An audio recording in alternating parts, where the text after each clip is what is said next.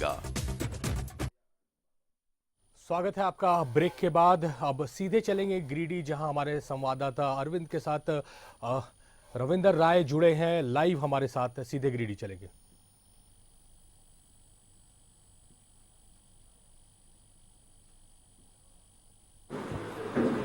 जी, मेरे साथ है वर्तमान कोडरमा के वर्तमान सांसद रविंद्र राय जी। हम जानना चाहेंगे उनसे कि इस बार टिकट को लेकर जो लंबी खींचतान चली, आप क्या सोचते हैं कि इस टिकट में आपको वंचित किया गया?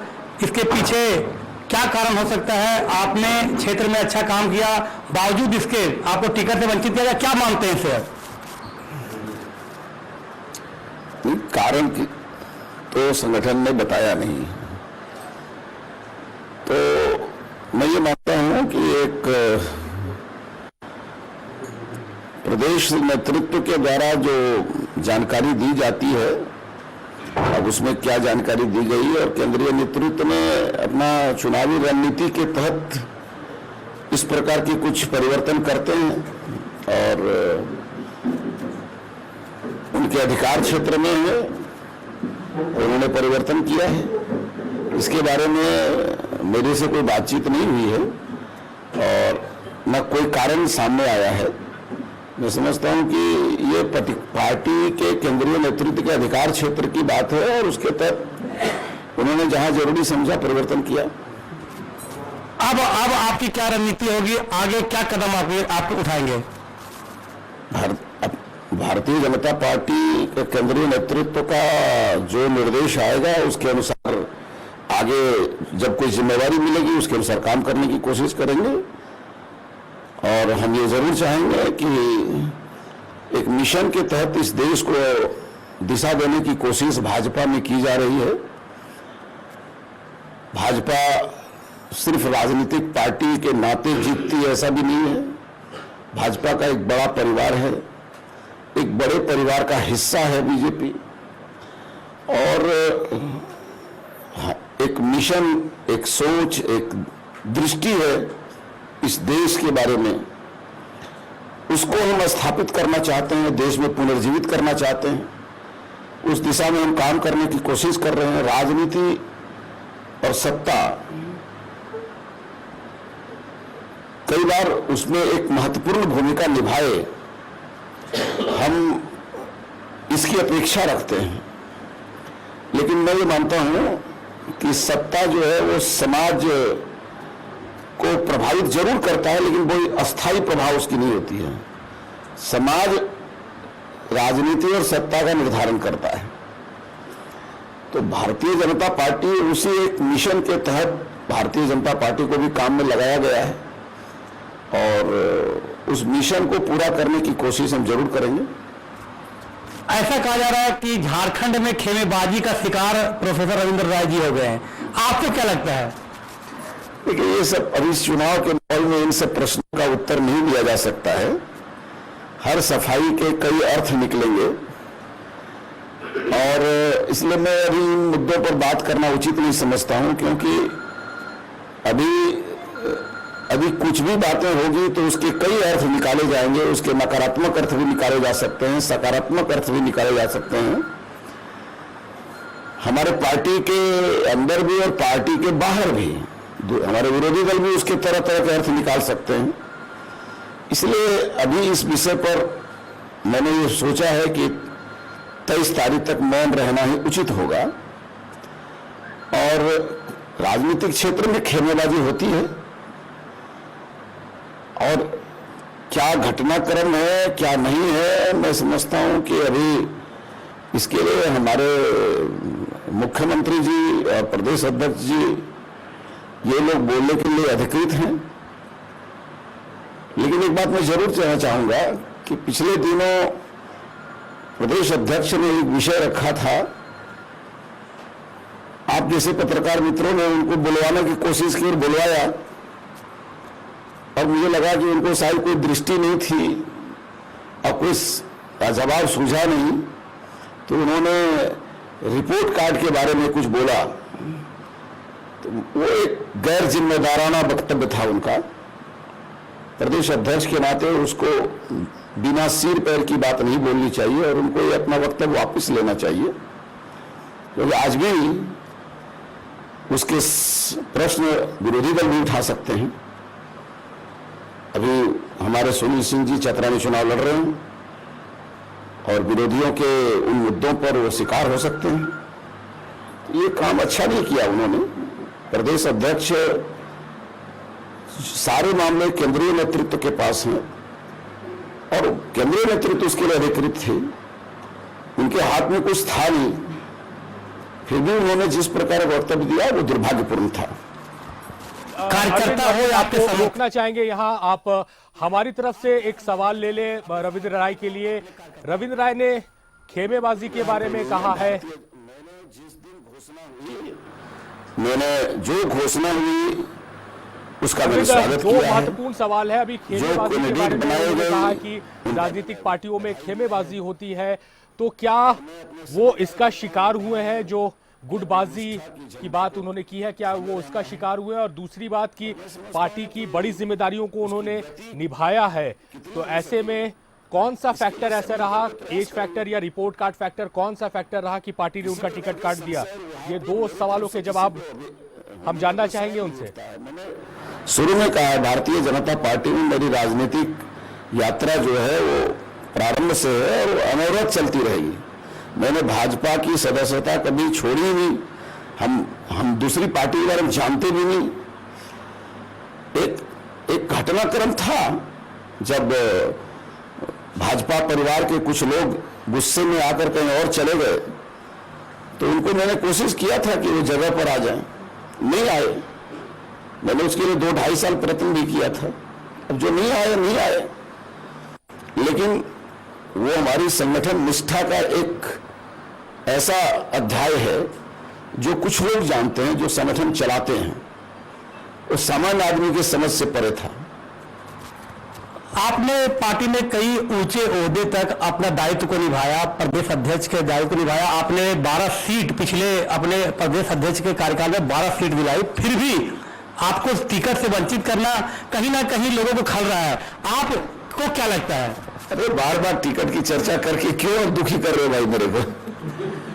अब वो 14 सीट जिताएंगे हमारे मुख्यमंत्री, आप चिंता मत करिए। आप क्या दायित्व निभाएंगे? आपको स्टार प्रचारक की सूची में भी डाला गया है, आपका क्या दायित्व होगा? वो दुखी है। स्टार प्रचारक की सूची में डाला है पार्टी ने, तो अभी उसमें और भी लोग डाले गए हैं। अब जो पार्टी तय करेगी उसके अनुसार करेंगे। कोई संदेश अपना चाहते हैं संगठन को या कार्यकर्ताओं को? लास्ट नहीं, देखिए मैं एक बात कहता हूं, ये राजनीतिक क्षेत्र जो है वो दोधारी तलवार है और इसमें एक ही शब्द के, एक ही वाक्य के कई अर्थ निकाले जा सकते हैं। तो इसलिए आज की तारीख में वर्तमान जो परिस्थिति है उसमें बहुत अधिक वक्तव्यों से जनता के दिल को नहीं जीता जा सकता है, संबंधों से जीता जाता है। जो हमारे प्रत्याशी बनी है उसको भी मैंने कहा है, आज वो मिली थी, मैं जब झारखंड धाम पूजा करने गया था, मैंने कहा आप भाजपा परिवार में नहीं हो, आपको कार्यकर्ताओं से संबंध बनाने की कोशिश करिए। आप ऐसा नहीं होता कि कोई सदस्य बन गया तो बाकी लोग सर आंखों पे बैठा लेंगे। उसके लिए इतिहास होता है, उसके लिए बाकी चीजें होती हैं, लेकिन जब परिवार में आता है तो परिवार नए सदस्य को निश्चित रूप से स्वागत करता है, लेकिन उसको अपने व्यवहार से लोगों को समेटने की कोशिश करनी चाहिए। और कार्यकर्ता जो है हमारा, बीजेपी के कार्यकर्ता, सवाल यहाँ आ रहा है, उन्होंने कहा कि कोई भी शामिल हो जाए, नया सदस्य आ जाए तो उसके लिए इतिहास होने की आवश्यकता है। सीधे तौर पर अन्नपूर्णा देवी पर ये बातें आ रही हैं, क्या कोडरमा में रविंद्र राय अन्नपूर्णा देवी के साथ खड़े नजर आएंगे? ये सवाल उनसे लिया जाए। कई बार उनको ऐसा लगता है कि मेरी भावना का कदर नहीं होगा तो बहुत आहत हो जाते हैं, लेकिन वो चूंकि मैंने कहा कि वो भावना प्रधान होते हैं, हृदय से काम करते हैं, इसलिए वो जल्दी माफ भी करते हैं। एक सवाल, क्या अन्नपूर्णा देवी जो कोडरमा से भारतीय जनता पार्टी की उम्मीदवार है, उसके आप? मैं आपसे माफी चाहूंगा, आप कोडरमा करके मेरे में लाए। मैं अब कोडरमा से मुक्त हूं। अभी भारतीय जनता पार्टी झारखंड प्रदेश की जो जिम्मेदारी में लगाएगी उसके अनुसार सोचेंगे। पार्टी आप कोडरमा के दायरे में हमको आप देखने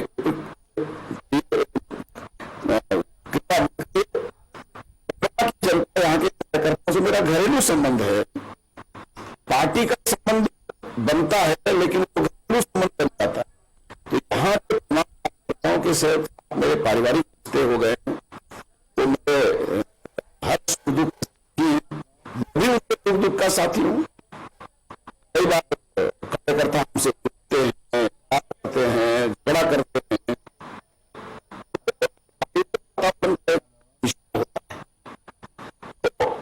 अब सारे प्रश्नों को सिर्फ कोडरमा पर केंद्रित नहीं करना चाहिए।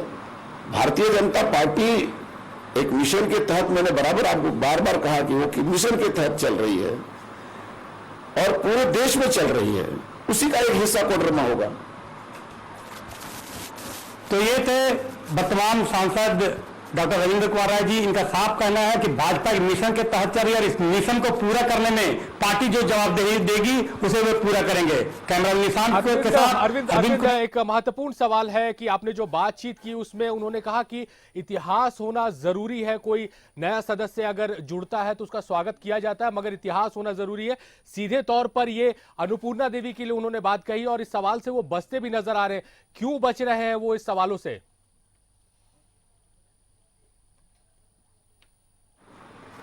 देखिए, इनका साफ कहना है कि वो कोडरमा को से मुक्त हो चुके हैं और कोडरमा में मत बांधे। पूरे प्रदेश की बात करें, पूरे संगठन की बात करें, तो अभी हम उनसे बात नहीं कर रहे थे तो उन्होंने साफ कहा कि आप कोडरमा से मुक्त हैं और पूरे पार्टी संगठन के अनुसार से जो भी दायित्व मिलेगा उसे पूरा करेंगे। जी नहीं, जाहिर तौर पर जो दायित्व होगा उसका निर्वहन करेंगे, मगर कोडरमा में इनकी भूमिका बहुत महत्वपूर्ण होगी अगर वो सीट जीतना चाहती है बीजेपी।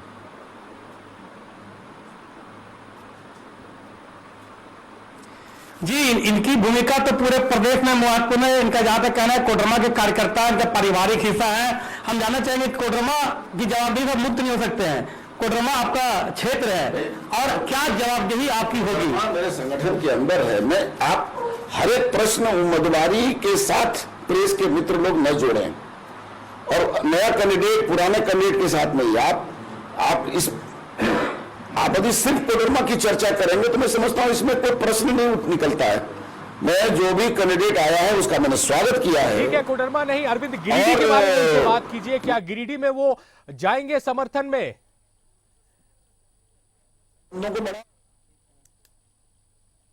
लोग उसको मार्गदर्शन करेंगे। सीट पर गिरिडीह, अगर कोडरमा की बात मेरा इतना कहना है कि बीजेपी का ये जो चुनाव है सिर्फ कोडरमा के लिए नहीं है।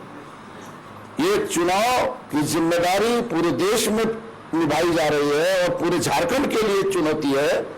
और जो पिछले 2014 में हमने यहां पर परिणाम दिया है उससे बढ़िया परिणाम देने की तैयारी हो रही है और हमारे मुख्यमंत्री जी उसके लिए बेहतर कोशिश कर रहे हैं। हम लोग उनको साथ देंगे। तो आपने सुना कि इन्होंने साफ कहा कि कोडरमा पे बात नहीं करना चाह रहे तो क्या पूछिए उनसे सवाल कि गिरिडीह में वो जाएंगे, प्रचार प्रसार में जाएंगे, गिरिडीह में मदद करेंगे चंद्र प्रकाश चौधरी की?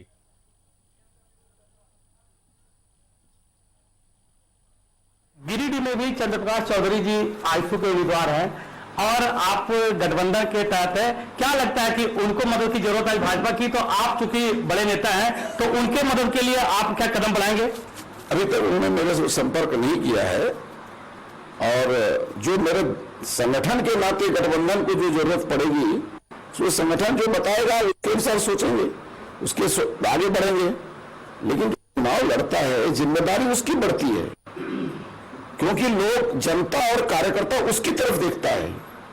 वो कितना व्याकुलता से, कितनी आतुरता से, कितनी भावुकता से अपने व्यवहारों और अपने संबंधों को जनता से और कार्यकर्ता से जोड़ता है, ये उसकी विशेषता बननी चाहिए।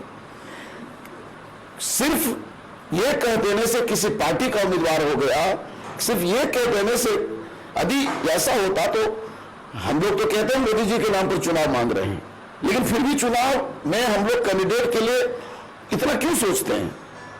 प्रधानमंत्री के नाम पर, नरेंद्र भाई मोदी के नाम पर हिंदुस्तान की जनता जरूर सोच रही है कि बीजेपी की सरकार में आना चाहिए। लेकिन इसका मतलब ये नहीं होता कि उम्मीदवारी का कोई महत्व नहीं है। आप किसी को उम्मीदवार बना करिए, प्रेसिडेंशियल फॉर्म ऑफ गवर्नमेंट नहीं है हिंदुस्तान में। हिंदुस्तान में एक एक क्षेत्र में योग्य व्यक्ति खड़ा होगा, उसका भी पर्सनालिटी देखा जाता है। अमेरिका की तरह नहीं है कि एक व्यक्ति के नाम पर वोट पड़ेगा। एक बड़ा हिस्सा नरेंद्र भाई मोदी के नाम पर, बीजेपी के नाम पर खड़ा है समाज का। लेकिन उसमें यदि उम्मीदवार अपनी योग्यता, अपनी प्रामाणिकता, अपनी उदारता और अपने संबंधों को बेहतरीन नहीं करेगा तो 100% परिणाम सिर्फ नेतृत्वकर्ता के नाम से नहीं होता। यह बात सारे लोगों को विचार करना चाहिए। और उनके क्योंकि चुनाव में वोट आया नहीं, गठबंधन के हम आज इनकार कर सकते हैं क्या कि चुनाव में जातिवाद नहीं चलता? बिहार, यूपी, इसमें लोग जातीय समीकरणों की बात करते हैं। यहां पर लोग अलग अलग चुनाव के क्षेत्र, अभी आप देखिए गोड्डा में पूरे यूपी अल्पसंख्यक नहीं सक्सेस हुए। तो अब ये सिद्धांत में कहीं नहीं जातिवाद, राजनीति आता है,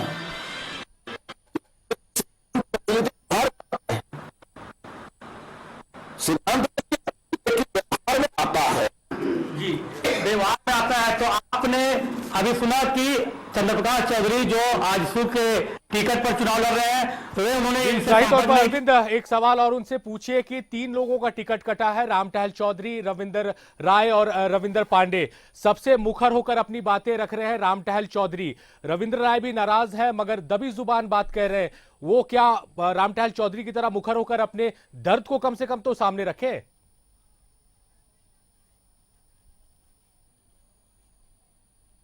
तीन महत्वपूर्ण सांसद, अब तीनों का टिकट कटा, चाहे रामटहल चौधरी हो, रविंद्र पांडे हो या रविंद्र राय हो।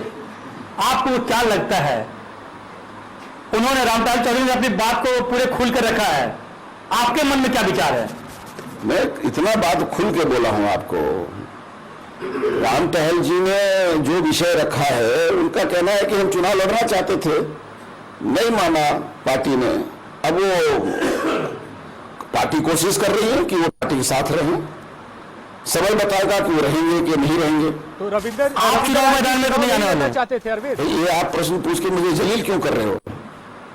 मैं ये इन प्रश्नों का सुनने के आदी नहीं हूं। जब मैं शुरू से मैं ये बात बोल चुका हूं तो मेरे ऊपर संशय का उंगली उठाने का अधिकार किसी को नहीं है।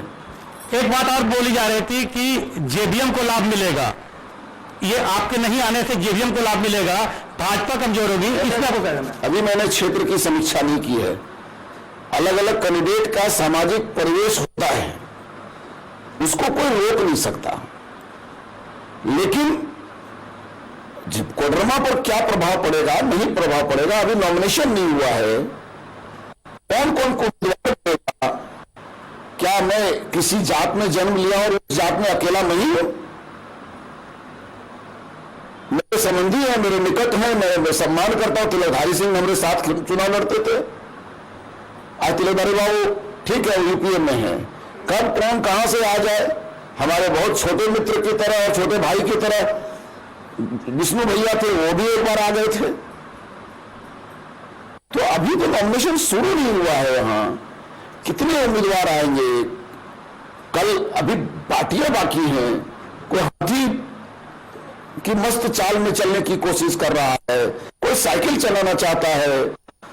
कौन आएगा, कौन नहीं आएगा? एक बार चुनाव का सारा नॉमिनेशन हो जाए, स्क्रूटनी हो जाए, विड्रॉवल हो जाए, जब सारी चुनाव के मैदान में कब लास्ट में कितने लोग रह जाएंगे, उस पर निर्भर करता है। वहां पर समीक्षा करनी होगी। अभी समय से पहले इसकी चर्चा करना बेतुका है। अरविंद, वो कह रहे हैं कि तो अभी चुनावी मैदान में कौन आएंगे, इस जंग के मैदान में क्या होगा, ये तो समय बताएगा। अभी कुछ नहीं बोलना, जल्दबाजी।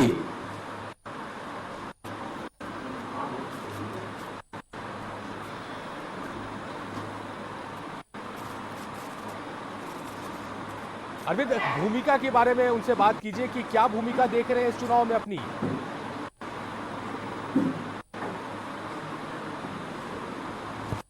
देखिए, उन्होंने भूमिका तो कह दिया, जो संगठन जो देंगे उसे जिम्मेदारी देगा वो ये निर्वहन करेंगे। रात बार बार वो जो संगठन दायित्व देंगे वो निभाएंगे। ये बातें वे शुरू से कह रहे हैं और अभी भी अपने बात पर कायम है कि दायित्व जो भी देगी संगठन उसे वो पूरा करेंगे।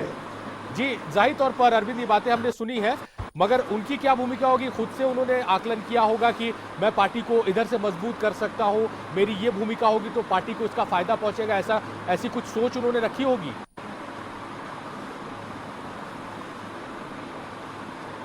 मोदी के मिशन को पूरा करने के लिए आपकी क्या भूमिका होगी? लास्ट सवाल।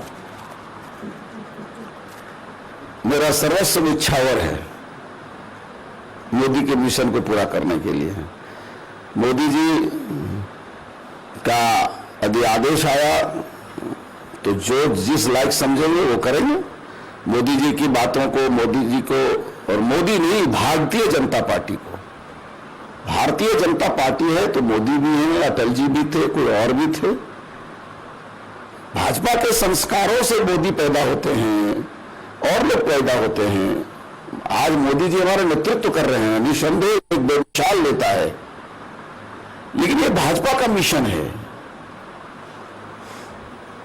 इस पार्टी में अटल जी दिवंगत हो गए, कल हम समाप्त हो सकते हैं, कोई और समाप्त हो जाएगा, लेकिन बीजेपी और ये देश रहेगा।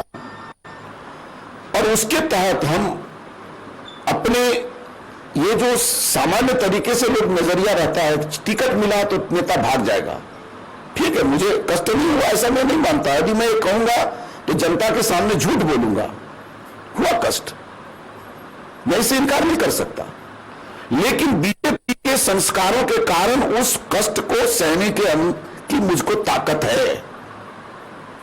ऐसे में कहूंगा टिकट करेगा, हमको कोई परवाह नहीं। लेकिन मैं ये कहना चाहता हूं कि कभी कभी मनुष्य के ऊपर जो उसके संस्कार होते हैं, जो उसका सोच होता है, उसको कई ग्रहों से मुक्ति दिलाता है। तो अब मैं चुनाव लड़ने वाला रहा, मैंने मंत्री बना, विधायक बना, मैं प्रदेश अध्यक्ष बना, मैं सांसद बना, कई स्थितियां मैंने पार की हैं, तो ऐसा मेरे लिए कोई बात है। लेकिन फिर भी आदमी मरते दम तक चाहता है कि हम सबके किसी न किसी पद पर हों, और कष्ट इसी जगह होता है कि कभी कभी सत्ता संगठन पर हावी हो जाता है, नहीं होना चाहिए, तब इंसाफ नहीं हो पाता है। ये कभी कभी देखने को मिलता है। सत्ता पर संगठन का दबाव होना चाहिए, संगठन पर समाज का दबाव होना चाहिए, लेकिन दुर्भाग्य से कभी कभी सत्ता का प्रभाव संगठन पर चल जाता है और राजनीति का प्रभाव समाज पर चलने लगता है। जैसे हमारे कई नेता हैं जो जात के आधार पर ही राजनीति करते हैं, लालू प्रसाद हैं, कई नेता हैं, यहां भी झारखंड में भी इस बार कई लोगों ने जातीय खेल खेला।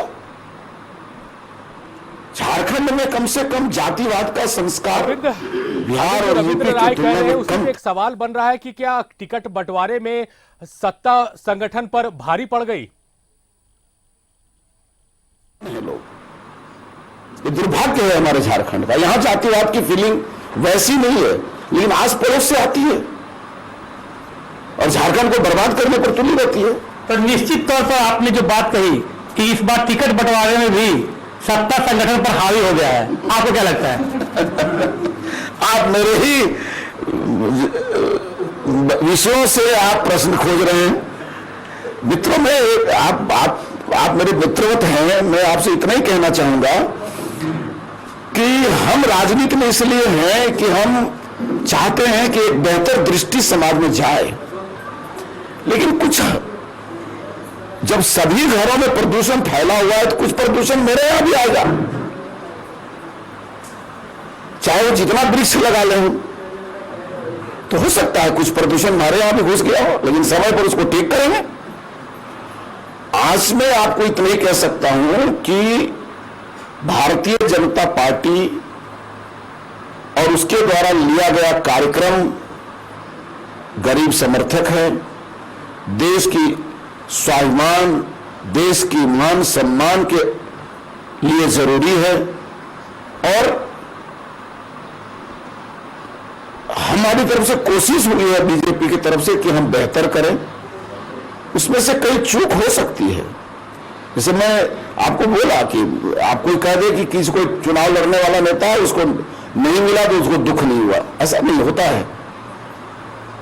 यहां तो पिता को नहीं मिला, पुत्र को मिल गया तो भी पिता दुखी रह गया। तो मैं आज यही कहना चाहूंगा कि आज इस चुनाव के मौके पर देश में सकारात्मक वातावरण का निर्माण के प्रयास में मीडिया भी साथ आए, जनता भी साथ आए और छोटी मोटी गलतियों को भूलकर एक बड़े मिशन के तहत काम करे। अरविंद, जिस तरह से उन्होंने अपने जज्बात, अपने भाव, अपना समर्पण राष्ट्रीय नेतृत्व की तरफ दिखाया है, क्या वही जज्बात, वही भाव, वही समर्पण प्रदेश नेतृत्व की तरफ भी है?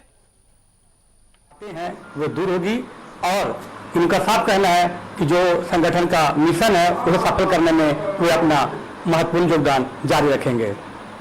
जी, जाहिर तौर पर अरविंद, मेरा सवाल है, आप उनसे सवाल पूछे कि जिस तरह से उन्होंने अपना भाव, अपने जज्बात, अपना समर्पण दिखाया केंद्रीय नेतृत्व की तरफ, क्या प्रदेश नेतृत्व की तरफ भी उनका उसी पैमाने पर उनका समर्पण है, उनके जज्बात, उनके भाव प्रदेश नेतृत्व की तरफ भी है?